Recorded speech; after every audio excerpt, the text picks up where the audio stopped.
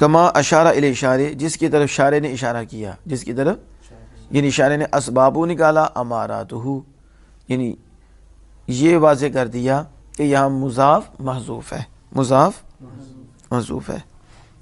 یہ فرمایا کہ خیرن، کیا فرمایا؟ تو خیرن کو مال فرمایا، اب مال کو خیر فرمایا گیا، مال کو یعنی مالن ای قلیلا او کثیرن، ای مال قلیل ہو یا کثیر ہو۔ وَإِلَيْهِ ذَهَبَ زہری، زہری اس طرف گیا ہے، زہری کہ مال قلیل ہو چاہے کثیر ہو، وصیت کرنا اس کی۔ وَهُوَ الشَّاجِعُ فِي اسْتِعْمَالِ الْقُرْآنِ فِي قَوْلِهِ مَا تُنْفِقُوا مِنْ خَيْرٍ مَا أَنْفَقْتُمْ مِنْ خَيْرٍ، یعنی قرآن پاک کے استعمال میں بھی یہ شائع ہے اور پھیلا ہوا ہے یہ کہ جو تم بلائی، جو تم خرچ کرو مال، جو تم من خیر مال، خیر ہے نا، جو تم، یہاں بھی عامی ہے، یہاں بھی جو تم خرچ کرو مال، اور جو تم خرچ کرو مال۔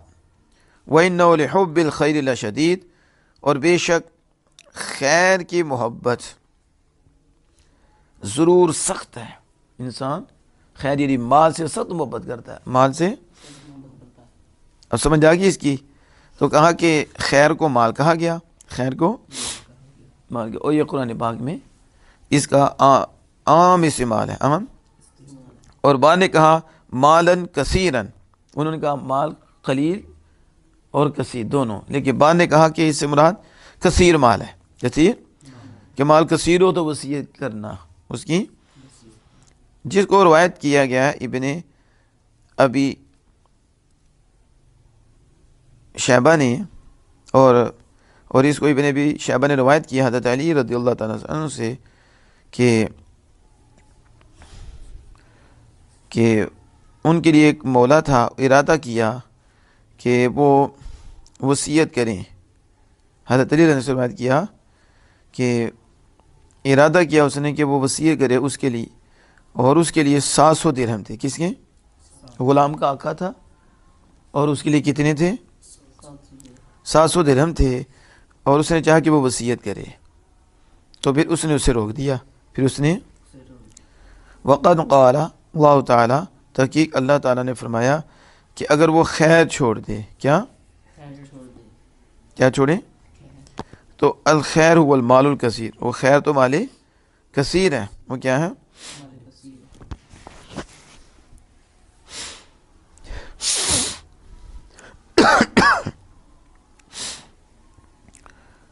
حضرت عائشہ رضی اللہ تعالیٰ سے روایت ہے کہ فی من ترک عیالا کثیرا، اس کے بارے میں جس نے کثیر اولاد چھوڑی، کثیر، یا اس نے 3000 کا ترکہ کیا کیا، تو یہ جو ہے ایک تو عیالاً کثیراً ہو اس نے چھوڑا، یا اس نے چھوڑا 3000، کتنا؟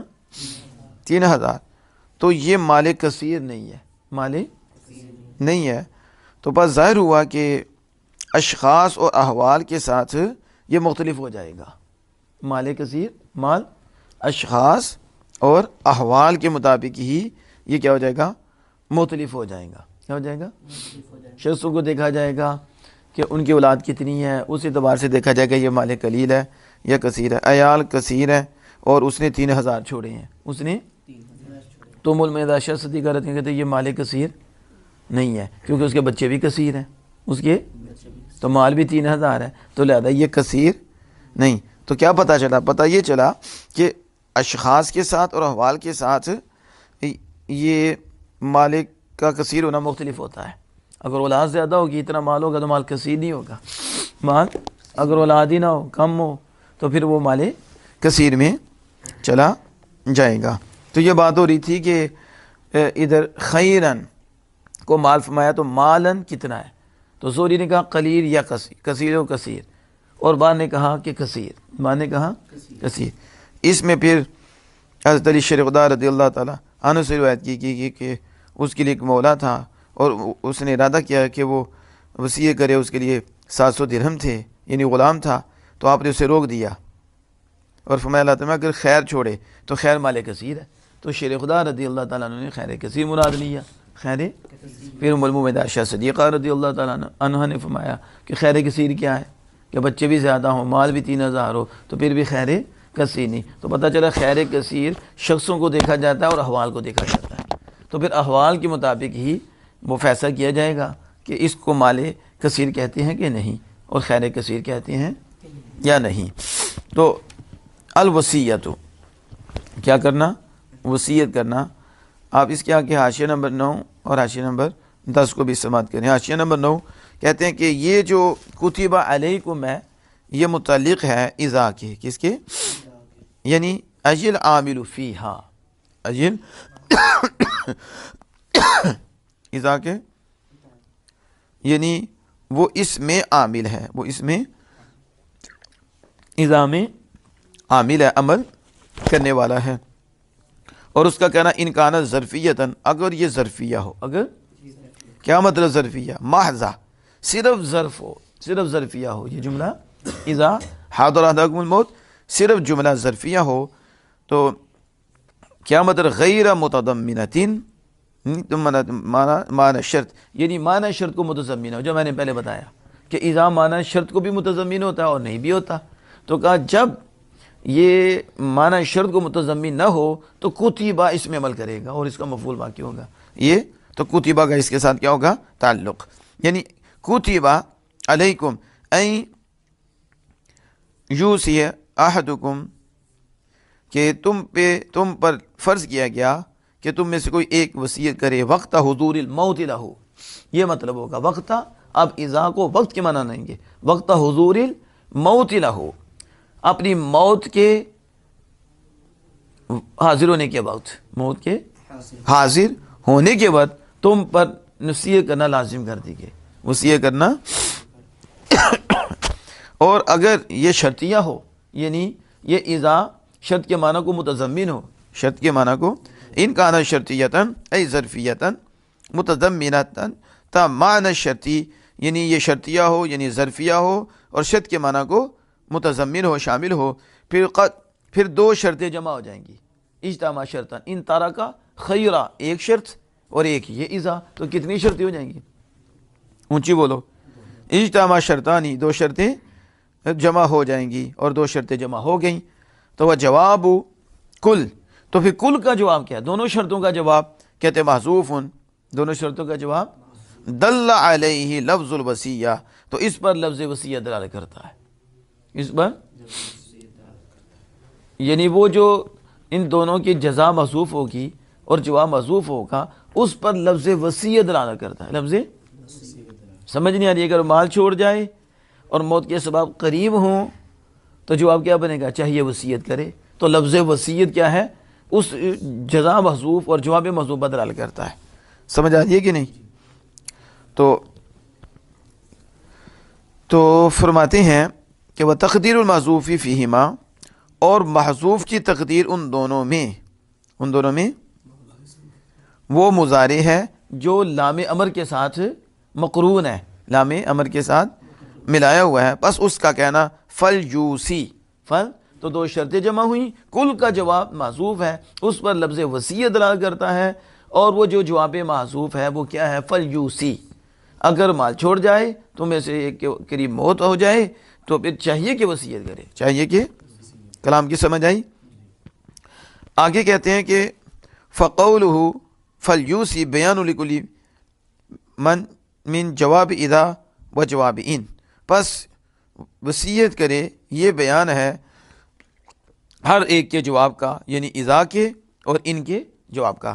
فقط اخبر الشارح عن الوصیت بامور ثلاثۃ، پس شارح نے خبر دی، شارح نے اوپر دی، الوصیت کو کہا یہ نائب فاعل ہے کتب کا، تو شارح نے خبر دی وصیت کے متعلق تین چیزوں کے ساتھ. کتنی؟ ایک الرفع بکتبہ،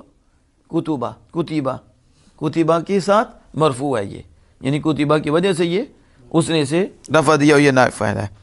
وعملها فی اذا، اور اس کا عمل کرنا کس میں؟ اذا میں، یعنی اذا کا میں عمل کرے گا تو اذا اگر شرطیہ نہ ہو. ان لم تکن تو پھر اذا مفعول فی بنے گا. یہ دوسرا امر ہو گیا. وَدَلَالَتُهَا عَلَى جَوَابِهَا اور اس کی دلالت اس کے جواب پر, اس کی دلالت ان کان شرطیہ تن اگر شرطیہ ہو. اگر تو شارع نے جو خبر دی وہ کیا, وصیت کے متعلق 3 چیزوں کے ساتھ, ایک رفع کتب, ٹھیک ہے, اس کا کتبہ کا, اور اس کا عمل کرنا اذا میں اگر شرطیہ نہ ہو, اور اس کی دلالت کرنا جواب پر ان کان شرطیہ اگر شرطیہ ہو. وعلی جوابی, اور تیسرا کیا ہے, جوابی ان, کس پر, اور تیسرا فرمایا ان کے جواب پر فلیوسی, تو پھر یہ ان کا جواب ہوگا آخر تک. اس کی سمجھ آ گئی. اب آگے دیکھیں جو فرمایا کہ وجواب ان, یہ تو ہو گیا فلیوسی, پھر چاہیے کہ وصیت کرے. یہاں دیکھیں 11 نمبر پہ فلیوسی مجموع شرطین, یہ دونوں شرطوں کا مجموعہ ہے, دونوں معتارضۃ اور بین کتب و فاعلہ, کتبہ و فاعلہ, جو کتبہ کے درمیان اور اس کے فاعل کے درمیان بے جوڑ واقع ہوا ہے.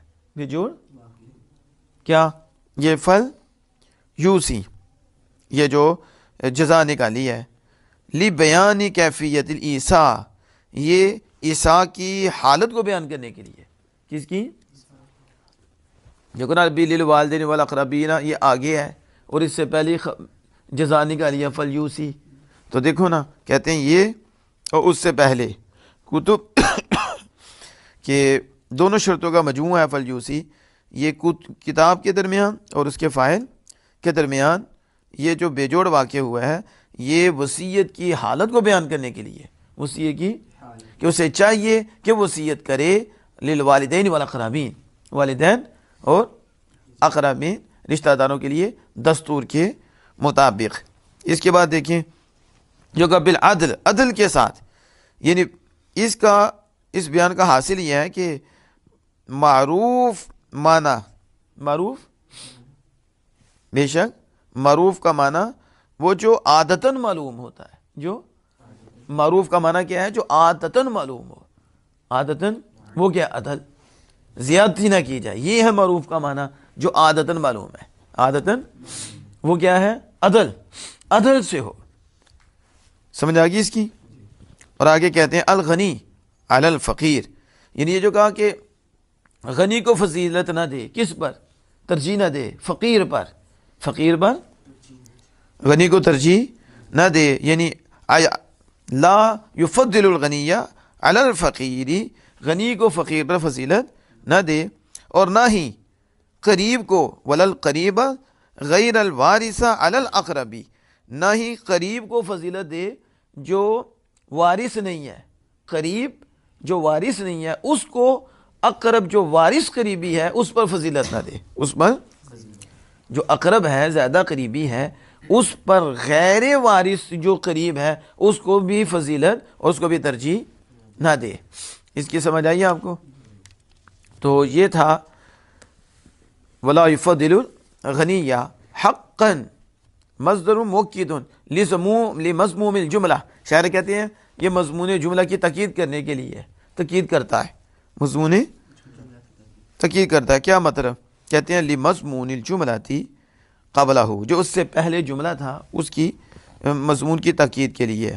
اور یہ کتب علیکم ہے, وہ کیا ہے, تم پر فرض کیا گیا, تم پر یہ فرض کرنا حق ہے, یہ حق, یعنی فإنہ لا معتمد لہ غیرہ, اس کے علاوہ اس کا کوئی احتمال نہیں رکھتا, اس کے علاوہ, یعنی حق ذالک حق اللہ کا, حق یعنی اس میں فعل محذوف حق کا, ٹھیک ہے, حق اللہ کا, تیرے لیے حق ہے, تیرے لیے